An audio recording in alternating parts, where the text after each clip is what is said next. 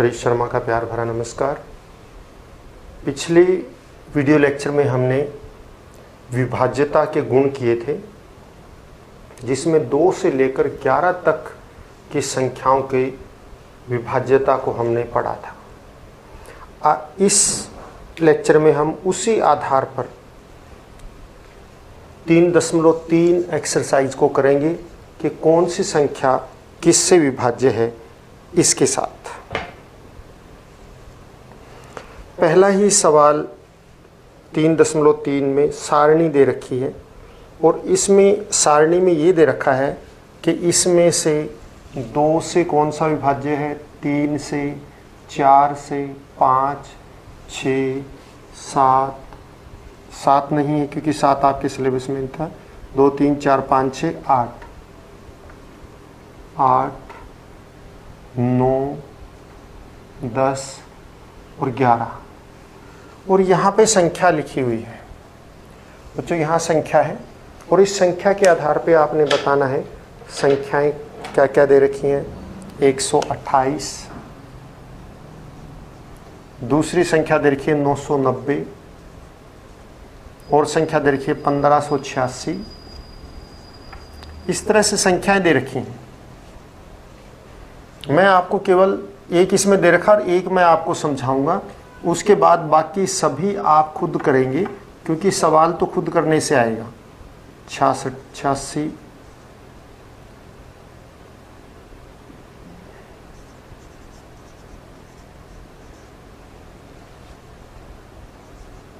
42, 97, 14, 28, 56, 30, 60 और ये संख्याएं हैं। इनमें से आपने ये बताना है कि कौन सी 2 से भाग होती है, कौन सी 3 से, 4 से, ये बताना है आपने। अब मान लिया ये अगर 2 से भाग होती तो जैसे दे रखा है यहाँ इसके नीचे आप हाँ लिख दीजिए। आप भी ये 2 से भाग होती है, हाँ से काम चल जाएगा। हाँ, क्योंकि 2 से भाग होने का कैसे पता लगा, ये सम संख्या है। यहाँ पे इकाई के स्थान पे 0, 2, 4, 6, 8 होगा, वो 2 से भाग होती है। 3 क्या 3 से भाग होती है? 3 से भाग का क्या था कि इनके अंकों का योग कर दीजिए। यदि अंकों का योग 3 से भाग होता है तो वो संख्या 3 से भाग होगी। अंकों का योग क्या है? 1 + 2 3, 3 और 8 11। 11 3 से भाग नहीं होता तो इसका मतलब 3 से भाग नहीं होती, नहीं। 4 से आखिरी 2 संख्याएं अगर 4 से भाग होती हैं तो वो भाग हो गई। हाँ, 28 आखिरी में 2 क्या है? आखिरी 2 संख्याएं 28 है, 28 4 से भाग होती है तो ये संख्या 4 से भाग होती है। 5 से विभाज्यता का क्या था कि आखिरी में यानी इकाई के स्थान पे 0 या 5 होना चाहिए, ना इसमें 0 है ना 5 है, तो ये नहीं होगी इससे। 6 से कौन सी भाग होती है? जो 2 से भी भाग और 3 से भी। ये 2 से तो होती है लेकिन 3 से नहीं होती, तो 6 से भी नहीं होगी।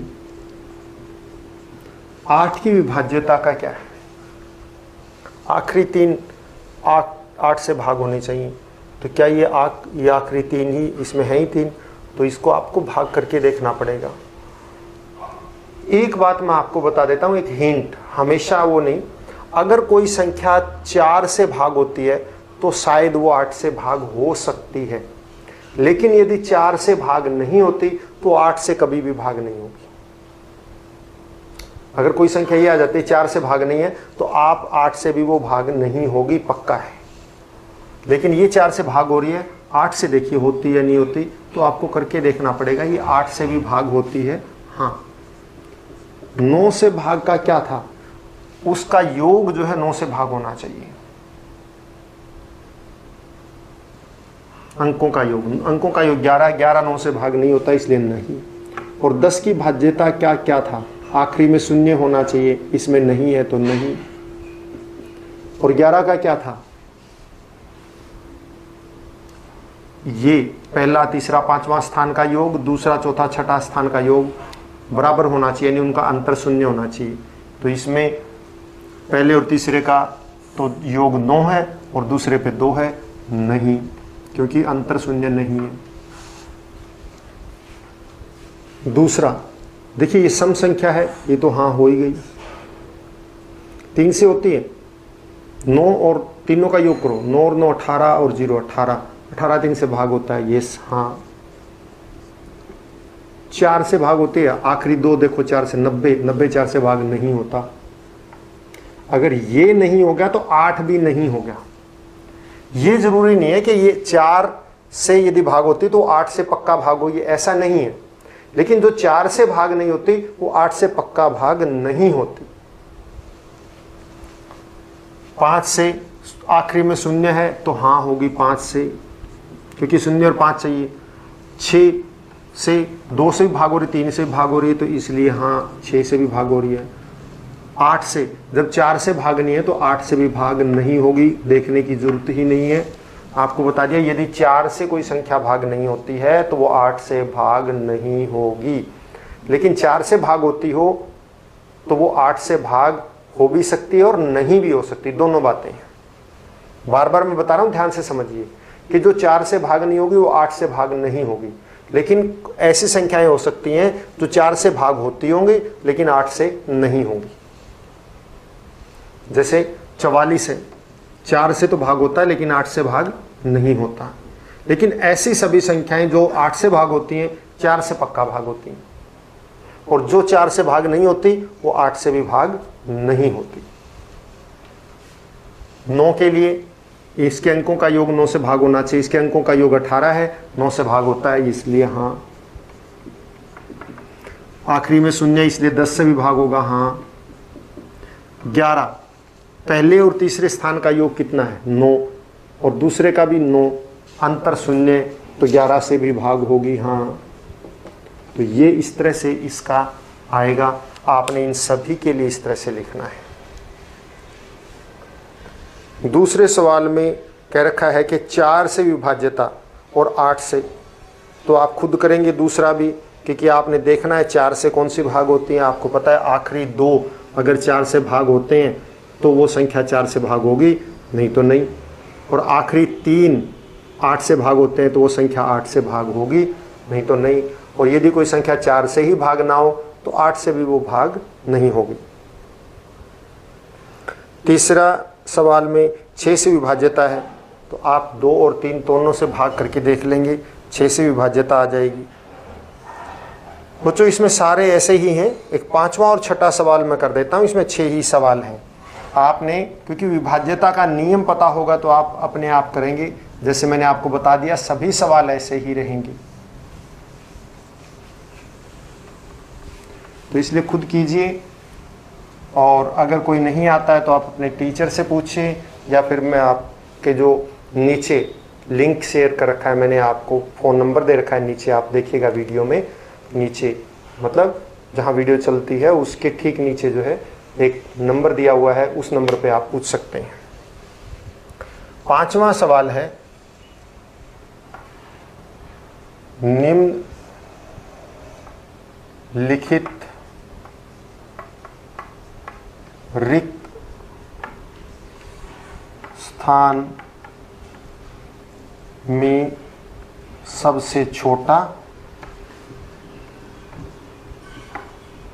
तथा सबसे छोटा अंक तथा सबसे बड़ा अंक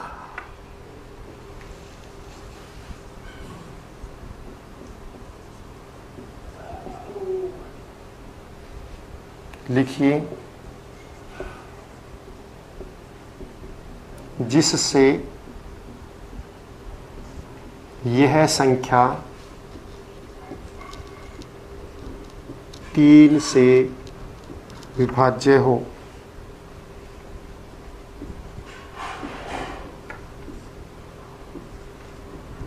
दो सवाल दे रखे हैं बेटा। ए में यहाँ दे रखा है खाली स्थान 6 7 2 4, और बी में यहाँ दे रखा है 4 7 6 5 और खाली स्थान। यहाँ पे सबसे छोटा और सबसे बड़ा क्या आए कि ये 3 से विभाज्य हो जाए। तो बच्चों 3 से विभाज्य का क्या है कि उसके अंकों का योग 3 से विभाजित होना चाहिए। और यहाँ एक संख्या और आएगी, हमें अंकों का योग कैसे पता लगेगा? देखिए पहले जो दे रखे हैं उनका जोड़ कर लो। 2 और 4 6, आप मतलब 6 + 7 + 2 + 4, जोड़ कितना हुआ? 13 और 2 15 और 4 19, है ना? 19 है। अब 3 से विभाजित होने के लिए 19 से अगला कौन सा रहेगा?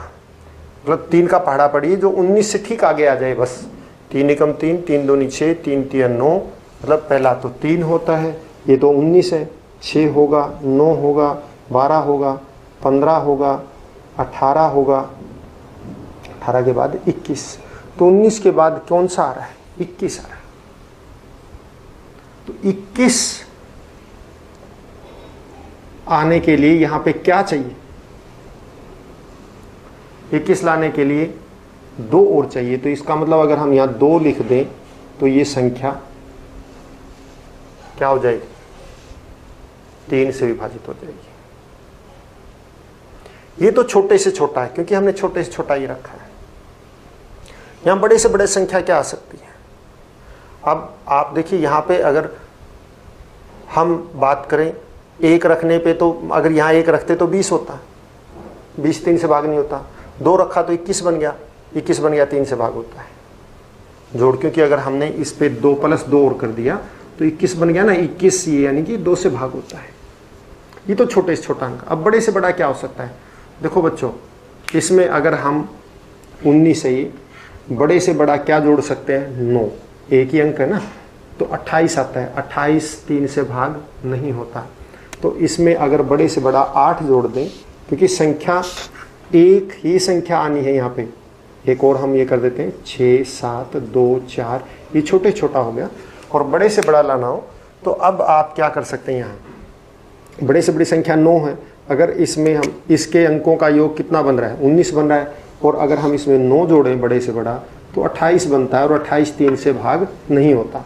फिर उससे छोटा ले लो 8, 8 से क्या बनता है? 27, ये 3 से भाग होता है। तो इसका मतलब यहाँ पे बड़े से बड़ा ये आ जाएगा और छोटे से छोटा ये आ जाएगा। ये अंक 3 से विभाजित होते हैं। ठीक इसी तरह से आपने यहाँ पे सोचना है कि अभी इसका योग जो है क्या है? 4 + 7 + 6 + 5, तो 7 4 11 और 6 17 और 5 22 है। अब 22 है तो छोटे से छोटा क्या जोड़ सकते हैं? 22 के बाद आप देखिए क्या आता है? 3 के उसमें 3 3 9, 3 चौके 12, 3 पंजे 15, 3 छक्के 18, 3 सत्ते 21, 3 सत्ते 21, लेकिन 21 से बड़ा है तो 3 8 24, 24 चाहिए जोड़। तो कितने और चाहिए? 2 अंक, 2 और चाहिए, तो यहाँ पीछे 2 लगा दो। बड़े से बड़ा क्या हो सकता है? आप देखिए कि आप वही चीज यहाँ पे कितना जोड़ा जा सकता है कि छोटे से छोटा तो देखो 2 आपको बता दिया क्योंकि इसको 24 चाहिए। बड़े से बड़ा अंक हम यहाँ क्या लगा सकते हैं? 9 लगा सकते हैं। 9 लगा दिया तो 22 और 9 31 नहीं होता। 8 लगाइए, 22 और 8 30, 30 3 से भाग होता है, यस 8 लग जाएगा। तो वही 2 और 8 इसमें आता है और 2 और 8 ही इसमें आता है। अगला सवाल है बच्चों छठा, निम्नलिखित में रिक्त स्थानों में ऐसा अंक लिखिए ताकि संख्या 11 से विभाजित हो। अब 11 का भी नियम आपको पता है, ठीक वैसे ही रहेगा, लेकिन 11 का नियम मैं आपको अच्छी तरह से बता देता हूँ। जो उसकी 1 3 5 7 9 संख्याओं का इस तरह से इन स्थानों पर जो संख्याएं हों उनके अंकों का योग, और 2 4 6 8 इस तरह से इन स्थानों पर जो संख्याएं हों उनके अंकों का योग बराबर होना चाहिए, यानी कि वो शून्य, उनका अंतर शून्य आए, या फिर अंतर आए तो 11 आए तो भी हो सकता है, अंतर 11 हो तब भी ऐसा हो सकता है। तो अब आप देखिए यहाँ पे 11 से विभाजित हो, जैसे ये दे रखा है 9 2, ये दे दिया 3 8 9। आप देखिए ये कौन सा स्थान है? मैं दूसरे पेन से लेके आप इसको कर देता हूँ स्थान आपको, ताकि रहे। स्थान इधर से गिनना होता है, पहला, ये दूसरा, तीसरा, चौथा, पांचवा और छठा स्थान, 6 अंकों की संख्या है। चौथा अंक आपने लिखना है। ठीक इसी तरह से हमारे पास दूसरी संख्या भी है और वो दूसरी संख्या है 8। ये आप खुद करेंगे, ये मैं नहीं बताऊंगा। 9 4 8 4, इसके अंदर भी वही स्थान, ये स्थान पहला, दूसरा, तीसरा, चौथा, पांचवा और छठा। हम क्या करेंगे कि इनके अंकों का योग देखेंगे, पहले, तीसरे और पांचवें का और दूसरे, चौथे, छठे का। तो पहले, तीसरे, पांचवें का योग देखिए। पहले का 9 है, तीसरे पे 3 है और पांचवें पे 2 है। 9 और 3 12 और 2 14। इसका मतलब जो दूसरे, चौथे और छठे पे आए उसका योग भी 14 होना चाहिए, या फिर ऐसा होना चाहिए जो जिनका अंतर 11 आए। अब देखिए आप, दूसरे पे क्या है 8, ये हमें पता नहीं, और ये जो है 9। 9 और 8 17, तो पहले से ही क्या हो गया है 8 है, और यहाँ पे 4 और यहाँ पे 9। ये आप देखिए 9 3 और 2, इनका योग 14 आता है, और इसका योग जो है क्या आ रहा है, इसका योग पहले से ही 17 बन रहा है। अगर हम शून्य भी लगाएं तो भी बराबर नहीं होते हैं, तो हमें कोई ऐसा अंक लगा देंगे, क्योंकि बराबर तो अब ये हो ही नहीं सकते, ये तो तीनों है, इसी में वो करना, इसका योग पहले से ही ज्यादा है। और आपको बताया गया था कि जो सम स्थान पर और विषम स्थान पर उनका योग का अंतर शून्य होना चाहिए। एक और नियम इसमें और लगता है कभी कभी, वो ये, अगर अंतर इस तरह से शून्य ना बनता हो तो उनका अंतर 11 होना चाहिए। अंतर कितना हो जाना चाहिए 11। अगर हम यहां पे बच्चों 8 लगा दें तो कितना बन गया, ये 8 लगाने पर क्या हो गया, 8 + 8 + 9 बराबर है 25 हो गया, और 25 और 14 का अंतर कितना बनता है 11। मतलब यदि शून्य ना होता हो किसी स्थिति में तो अंतर 11 भी हो सकता है, और यदि अंतर 11 हो जाए, पहले, तीसरे, पांचवें स्थान और दूसरे, चौथे और छठे स्थान के योग का अंतर 11 हो जाए, तब भी वो 11 से विभाजित होती है। तो हमने यहाँ पे इसका तो पहले, तीसरे और पांचवें का स्थान, पहला, तीसरा और पांचवा स्थान का योग 14 था, और इसमें 2 और छठे का योग ही 17 हो गया। अगर कम तो होता हम वही संख्या लगा देते, लेकिन ये तो पहले से ही ज्यादा है। तो अब क्या हो, अब ये हो कि इनका अंतर 11 बना दिया जाए। तो 11 कैसे बने, 14 में 11 जोड़ेंगे तो 25, यानी अंतर इसका योग 25 हो जाए। 25 कैसे हो, 8 जोड़ दो तो 25 हो जाएगा। यदि अंतर शून्य नहीं होता है, अंतर 11 होना चाहिए। तो अंतर 11 होगा तब भी यही चीज रहेगी, या तो अंतर शून्य हो या अंतर 11। अगर अंतर शून्य नहीं होता तो अंतर की क्या होना चाहिए 11 होना चाहिए। अब हम इसका अंतर 11 बना देते हैं। 11 कैसे बना देंगे, या तो 17 है और ये तीनों का योग 14 है, तो 14 में 11 जोड़ दीजिए, कितना बनता है 25, और इसका योग 25 बन जाए तो भी अंतर 11 हो जाएगा और ये भाग हो जाएगी। मतलब फिर सुन लीजिए, हमने आपको बताया था कि पहले, तीसरे, पांचवें, सातवें इनका योग, और दूसरे, चौथे, छठे, आठवें, इस तरह इनका योग का अंतर शून्य हो तो वो संख्या 11 से भाग होगी। एक दूसरा नियम भी है, यदि अंतर इस तरह से शून्य ना हो तो वो अंतर 11 भी हो सकता है। अंतर या तो शून्य होगा या अंतर क्या होगा 11 होगा।